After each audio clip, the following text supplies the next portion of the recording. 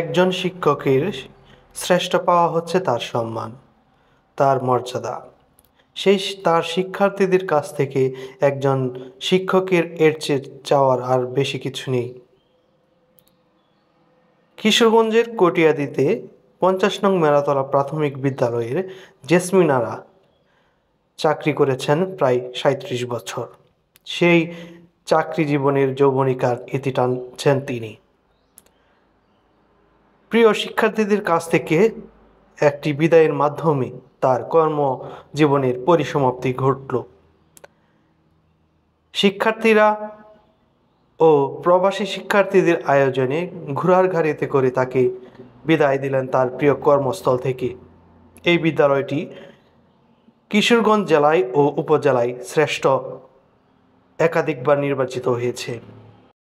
দীর্ঘ ৩৭ বছর সহকারী শিক্ষক পদে তিনি ছড়িয়েছেন শিক্ষার আলো। তার শিক্ষার্থীদের মধ্যে কেউ সরকারি চাকরিজীবী, কেউ চিকিৎসক, কেউ বা দেশের সুনামধন্য ব্যবসায়ী। সেই শিক্ষার্থীদের আলোয় আলোকিত করেছেন এই জেসমিন আরা। প্রিয় শিক্ষককে বিদায় জানাতে শিক্ষার্থী ও অভিভাবকরাও আসেন।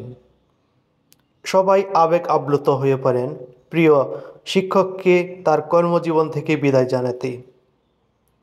প্রতিটি শিক্ষকই কর্মজীবনে সমাজে শিক্ষার্থীদের মাঝে আলো ছড়িয়ে থাকেন।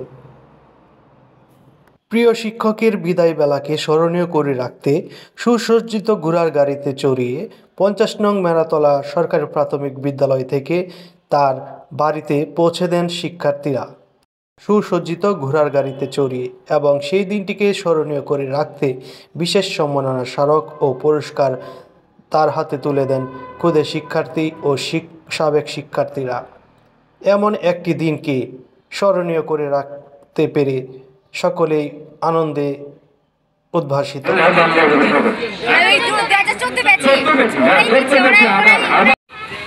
আচার আচরণ ভালো ব্যবহার করবা, শুধু শিক্ষা পাইলে চলে না, রাস্তায় যদি কোনো গুরুজনকে পাও সালাম দিবা। আমি আমার মন থেকে সবাইকে যতটুকু দেওয়ার চেষ্টা করছি, তো সেই পরিণাম আমি আজকে পাইছি।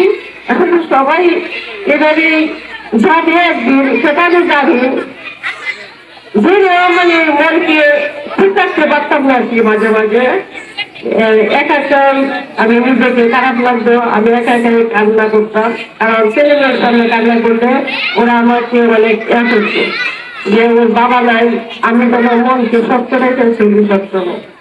তো আমি আমার এলাকাবাসীর কাছে কৃতজ্ঞ যে এরা এত ভালোবাসে, এত সম্মান করে।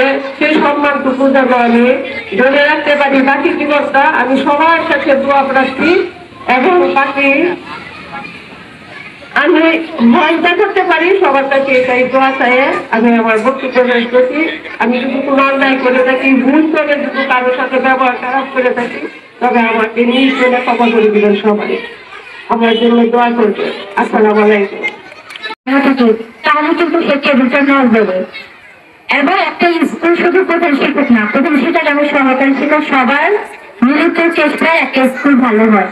এবং আমি চেষ্টা করেছি, এবং আমাকে এটা স্কুলের ম্যাডাম 2008 সালে ক্লাসটি তখন ওনাকে এসে পাইছি, এবং আমাকে উনি তখন থেকে সবাই বলে বাংলা ম্যাডাম, উনি বাংলা পড়াতেন,